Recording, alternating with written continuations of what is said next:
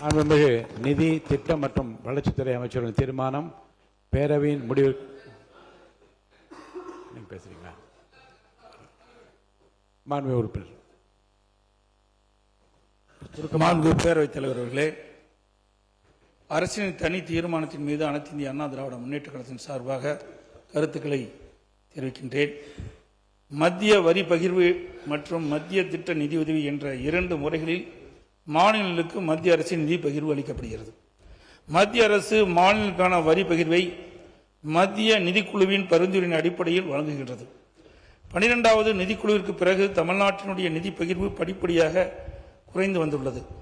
இதற்கு முக்கிய காரணம் தனிநபர் வருமானம் ஒரு முக்கிய காரணியாக எடுத்துக் கொள்ளப்படுவதாலும் தமிழகத்திற்கு சாதகமில்லாத வனப்பகுதியின் அளவு போன்றவை காரணியாக புகுத்தப்படுவதாலும் 1971 மக்கள் தொகை கணக்கெடுப்பின்படி நிதி ஒதுக்கீடு செய்யப்பட்டு வந்த நிலையை மாற்றப்பட்டதாலும் நமது மாநிலத்தின் மக்கள் தொகை குறைந்து விடுவதற்கு ஏற்ப தமிழகத்திற்குரிய மத்திய வரி பகிர்வு குறைத்து விட்டது.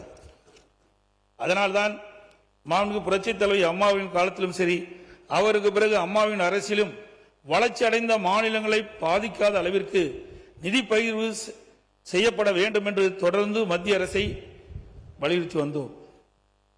பல்வேறு மத்திய திட்டங்கள் பின்தங்கிய மாநிலங்களுக்கு அதிக நிதி உதவி பெறும் வகையில் அமைந்துள்ளது. இதனாலும் மத்திய அரசின் திட்டங்களுக்கு தமிழ்நாட்டுடைய நிதி பங்கு குறைந்து விட்டது. எனவே மத்திய நிதிக்குழு அமைக்கும் போது அவற்றின் எல்லை வரம்பை மாற்றி அமைத்து தமிழ்நாடு போன்ற வளர்ந்த மாநிலங்கள் பாதிக்காத அளவு நிதி பகிர்வு இருக்க வேண்டும் என்று நாங்கள் தொடர்ந்து மத்திய அரசை வலியுறுத்தி வந்தோம். தமிழ்நாடு அரசு கொண்டு வந்த இந்த தனி தீர்மானத்தை அனைத்து இந்திய அண்ணா திராவிட முன்னேற்ற கழகத்தின் சார்பாக முழு மனதுடன் ஆதரிக்கின்றோம். பிளே ஸ்டோர் மற்றும் ஆப் ஸ்டோரில் இருந்து பாலிமர் செயலியை QR கோடு மூலம் பதிவிறக்கம் செய்யுங்கள்.